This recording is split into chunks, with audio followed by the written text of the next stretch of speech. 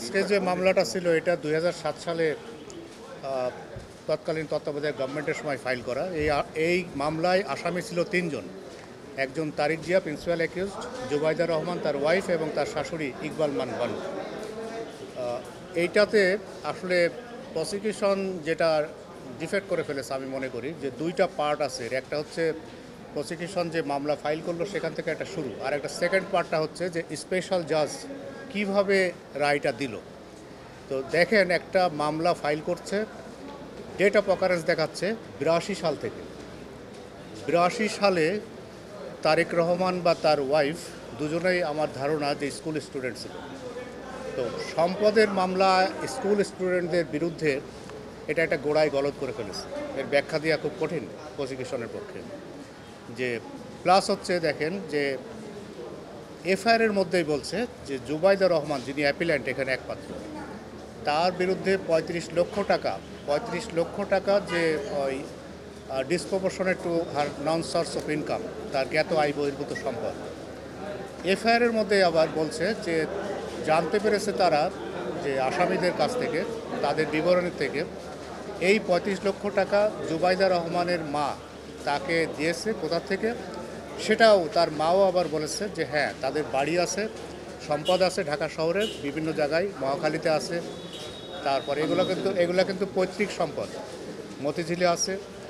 সেইখানকার ভাড়া থেকে তারা এই 35 লাখ টাকার দুইটা চেকের মাধ্যমে, আলাদা আলাদা চেক, একটা 25 লাখ একটা 10 লাখ, তার মেয়েকে উনি গিফট দিয়েছে।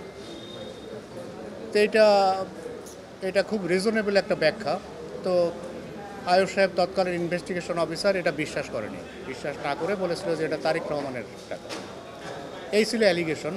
তো এটা কোর্ট হচ্ছে 27 subsection 1 of the anti corruption commission act, কোর্টের বিবেচনার একটা ক্ষমতা দেওয়া হয়েছে, তার উপরে ছেড়ে দেওয়া হয়েছে যে কোর্ট যদি মনে করে যে এই ব্যাখ্যা বিশ্বাসযোগ্য তাহলে কোর্ট বিশ্বাস করতে পারে।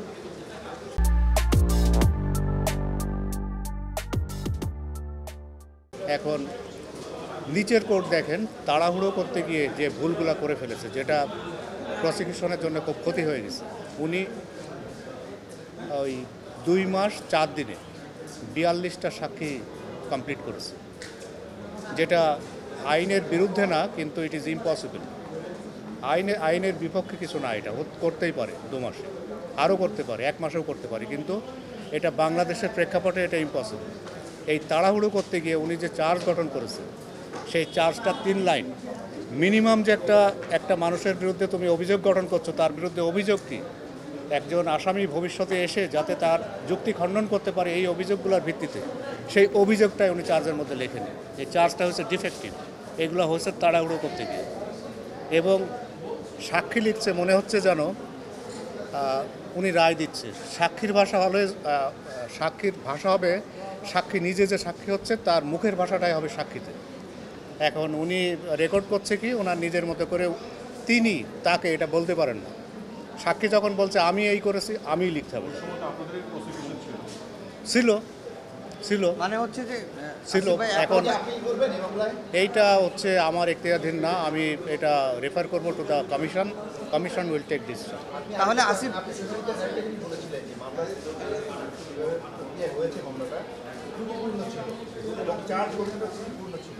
কিন্তু এর ভিত্তিতে তড়িঘড়ি করে সাজা দেওয়া হবে। এখন যদি আপনারা আপিল না করেন 527 দিনের যে মার্জনা করা হয়েছে, আবার যদি কোনো ক্ষমতা যেটা আবার কিন্তু এই মার্জনা করে আবারও কি এই যে রায় চেঞ্জ করা হবে? এটা তো পুরোপুরি কোর্টের উপর ডিসিশন, যে কোর্ট কি রায় চেঞ্জ করবে কি না করবে, এটাকে আমি এখানে দাঁড়ায় বলতে পারি। আর সেকেন্ড কথা হচ্ছে যে আমরা হচ্ছে প্যানেল লয়ার, আমরা মতামত জানাবো কমিশনকে, কমিশন উইল টেক ডিসিশন যে তারা আপিল করবে কি করবে না। তার মানে আসিফ ভাই মামলার আমি পুরো ফ্যাক্ট তুলে ধরে আমি হচ্ছে কমিশনের কাছে রিপোর্ট করব। জি